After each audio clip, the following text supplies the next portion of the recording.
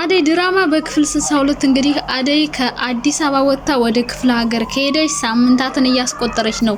አደይ መሄዷን አስመልክቶ ዴብም እንግዲህ አደይን ተከትሎ ወደ ቤተሰቦቿ ቤት አደይን ፍለጋ ከሄደሱም ልክ እንደሷ ሳምንታትን እያስቆጠረ ነው። እሱ ብቻ ሳይሆን ሊዲያም እነ ደመቀም ሁሉም ሄደዋል ማለት ነው። ነገር ግን አሁን ላይ አደይ ገጠር ከሄደች በኋላ ያልጠበቀችው ከባድ መከራና ስቃይ እየደረሰባት ይገኛል። ከፍቅርና ከቤዛ ጭቅጭቅና ንትርክ እገላገላለሁ ብላ እናቴ ቤት አርፋለሁ ብላ በሄደችበት በዚሁ አጋጣሚ ነበር እንግዲህ አባቷ ወደ አዲስ አበባ ሊፈልጋት እንደመጣ ስትሰማ ወደ እናቷ ቤት አረፍ ብዬ አባቴ ወደ ገጠር ሲመለስ እኔ ደግሞ ወደ አዲስ አበባ መጥቼ አመልጣለሁ ብላ ነበር እንግዲህ ወደ ቤተሰቦቿ ጋር የሄደችው። ነገር ግን በጎረቤቶቻቸው አማካኝነት ለአባቷ በደረሰው መረጃ መሰረት አደይ ወደ አዲስ አበባ ሳትመለስ ዴብም አደይን ፍለጋ እንደሄደ እንግዲህ አባቷ ይዟታል ማለት ነው። አባቷ መያዝ ብቻ ሳይሆን መከራዋንና ስቃይዋን እያበላት ይገኛል ማለት ነው። እጇንም እግሯንም አስሮ እንግዲህ አሳሯን እየበላች ትገኛለች ማለት ነው። አደይ እንግዲህ አባቷ አግቶ ከያዛት በኋላ ዴብ እንግዲህ አደይን ፍለጋና እንደታገተች ሲሰማ ወደ ታገተችበት ቤት ሄዶ እንግዲህ በቤቱ ጀርባ ሆኖ እየሰለለ ያለ ነበረ። አንዱ ጎረቤታቸው እንግዲህ መጥቶ ዴብንም እዛው አብሮ እንዲታገት አሁን ላይ የከንፈር ወዳጇ የአዲስ አበባ ጓደኛዋ እንደሆነ እያሰቡ ስለነበረ ከአደይ በላይ ዴብን ስቃዩን እያበዙበት ይገኛሉ ማለት ነው። በመጨረሻም እንግዲህ አደይን እዛ ቤት አስወጥተው ወደ ሌላ ቤት ወስደዋታል ማለት ነው። ለማትፈልገው ሰው አባቷ ሊድራት ነው። ፈቃደኛ ሆነሽ እሱን ካላገባሽ ዘላለምሽን አስሬ ተገደሽም ቢሆን ትዳሪያለሽ። ነገር ግን ፈቃደኛ ሆነሽ ለማግባት ከፈለግሽ ከታሰርሽበት ገመድ እፈታሻለሁ እያላት ነበር አባቷ። አደይ ደግሞ ፈቃደኛ ሆና ማግባት አትፈልግም። ነገር ግን አገባለሁ ብላ ከገመዱ ከተፈታሽ በኋላ ማምለጥ የምትችልበት እድል በጣም ከፍተኛ ነው። አንደኛ እነዴብ እዛ ስላሉ ሊያረዷትም ሊያግዟትም ይችላሉ። ነገር ግን እነ ደመቀ እንግዲህ አደይን እንዴት ማስለቀቅ እንዳለባቸው እየተመካከሩ ነበረ።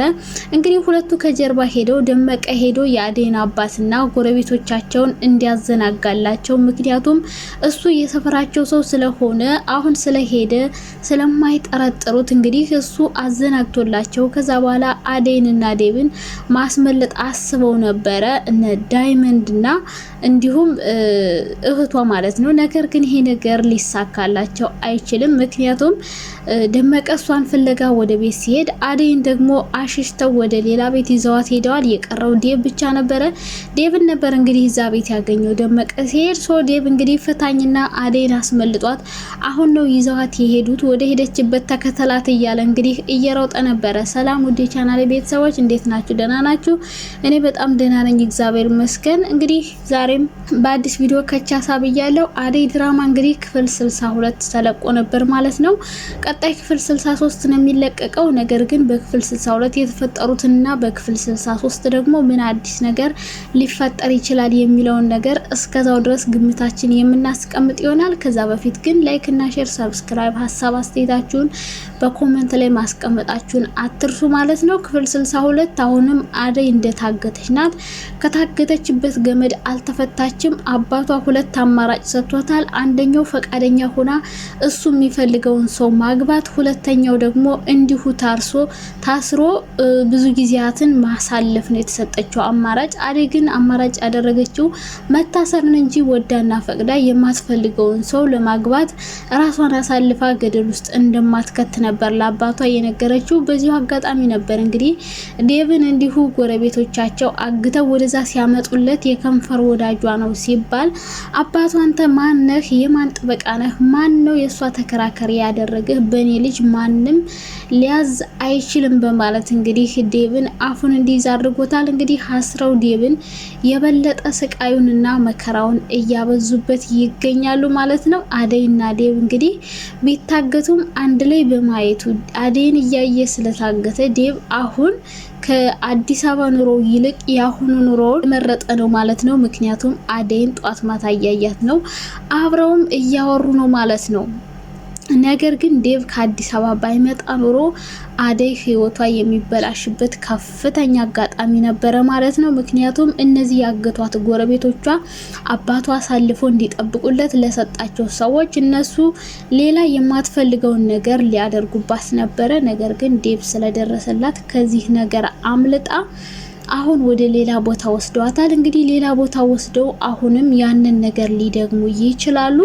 መጥፎ ነገርና የማትፈልገውን ነገር ሊያደርጉባት ይችላሉ። አደይ በዚህ ሁኔታ መጥፎ ነገር ከደረሰባት እርግዝናም ሊፈጠርባት ስለሚችል ህይወቷ እስከመጨረሻው ሊበላሽ ይችላል። ነገር ግን እነደመቀና እነዳይመንድ እንደምንም ብለው አደይን ከዚህ ነገር ካስለቀቋት አደይ ከዛ በኋላ ተመልሳ ወደዚህም ስለማትመጣ እስከ መጨረሻው ተሰናበታቸዋለች ብዬ አስባለሁ። ነገር ግን አሁን አባቷ ሳታመልጥ የማትፈልገው ሰው ጋር ከዳራት ግን እንዲሁ ታስራ ስለምትቀጥል የአደይ ህይወት እስከ መጨረሻው ተበላሽቶ ይቀራል ማለት ነው። አሁን አደይ ከበፊቱ ከነ ፍቅርና ከነ ቤዛ ጭቅጭቅ እንደውም ከዚህ የነሱ ጭቅጭቅ ይሻለኛል እያለች ነበር።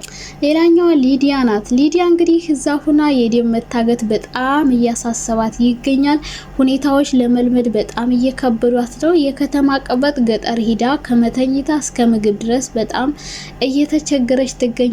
በዛ ላይ ደግሞ ዴቭ ስለታገተባት በጣም ጨንቋታል። የት እንዳለ የት እንደሄደ እያጠያየቀች ነበረ። እሷም እንግዲህ ዞር ዞር ብዬ ልውጣ ብላ እንደወጣች በዛው ቀርታለች ማለት ነው። ከዛ በፊት እንግዲህ እንዲሁ ብቻዋን ስትሄድ አግኝተዋት እነጫኔ እንግዲህ ብዙ ነገር እያሏት እየገለፈጧት ነበረ። እጇን ይዘው ማለቃት ብለውም ነበረ።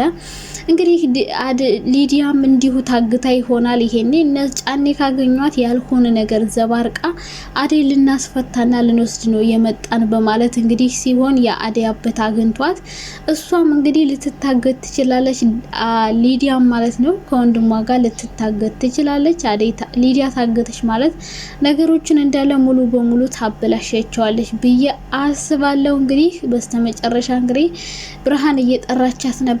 ነገር ግን የሊዲያ ምንም ነገር የለም፣ የውሃ ሽታ ሆና ነው የቀረችው ማለት ነው። የአደይ እናት በመሃል በጣም ተጨንቃለች። ልጇ ታግታባታለች፣ እንድታመልጥ ትፈልጋለች። ነገር ግን እንዴት ማስመለጥ እንዳለባት እያሰበች ነበር። እሷ ግን ማስመለጥ የምትችልበት መንገድ ስላላገኘች እነ ዳይመንድን እና እነ ኪንጎን እንዲያስመልጧት እንግዲህ ወዳለችበት ቦታ እየላከቻቸው ነበረ ማለት ነው። ድራማው የተጠናቀቀው እንግዲህ አደይን የት ሊደብቋትና ሊወሽቋት እንደሚችሉ እንግዲህ በቀጣይ ክፍል ነው የምናየው።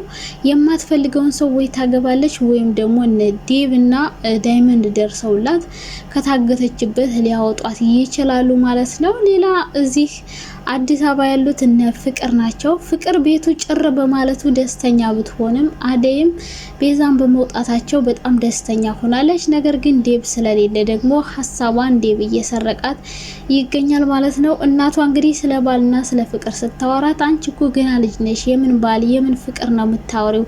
አርፈሽ ትምህርትሽን ተማሪ በማለት እንግዲህ ፍቅርን ኩርምትምት ታድርጋታለች።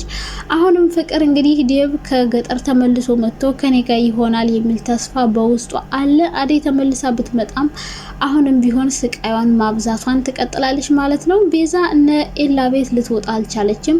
እንድትወጣ እየጠየቋት ነበር። እሷ ግን ለመውጣት ፈቃደኛ አይደለችም ማለት ነው። እንግዲህ ሁሉንም ነገር በቀጣይ ክፍል የምናየው ይሆናል። እስከዛው ባይ ባይ።